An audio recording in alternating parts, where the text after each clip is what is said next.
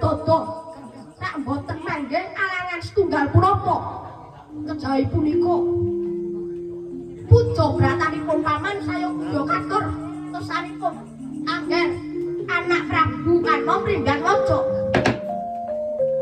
Ora darah semanten pinggir kang paman Raharja Nirsangsaya amung putra bratanipun paman saya katur tosanipun angger anak Prabu Anom Gatot Kaca. Bu, wae sami. Anggep putra bratanipun paman kalih kula pun saengga jejimat kalenggan punika paman kalih kula suwun rawuh wonten ing negari Pringgodani ingkang putra kula pun indika jejimat kula nyuwun rawuh wonten ing negari Pringgodani ingkang putra ngadahi pikajengan rawuh sari ing Pringgodani awit kathah wewangunan Raja Pringgodani ingkang sampun risak awit saking andawanipun paprangan pramila saking punika ingkang putra nyuwun manggih kanthi panyuwunipun para bunden ing Pringgodani kalpetaman kalih lekasing anggar Prabu Anom menika tumujul kabecikan tumrap negari Pringgodani kula kinten sadaya sami sarujuk lan ayeng kuyung urip raharja negari.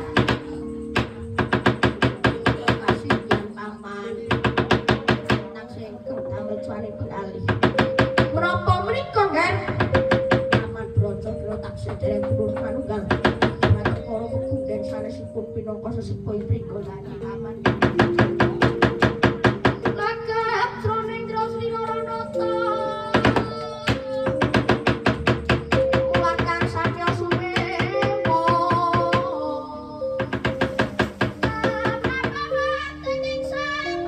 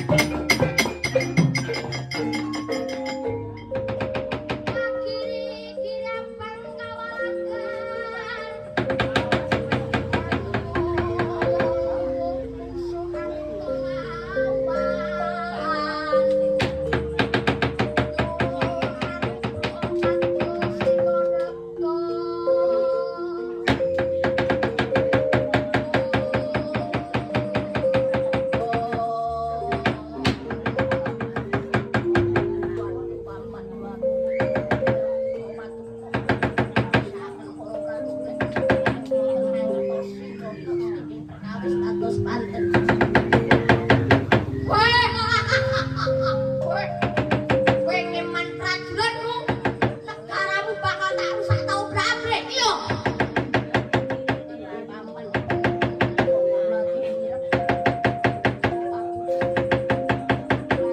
Manunggal batong ora den paman. Ora sida kon cintok mayang bayi ni sore. Sago, aku tak kayak kubularang prabon.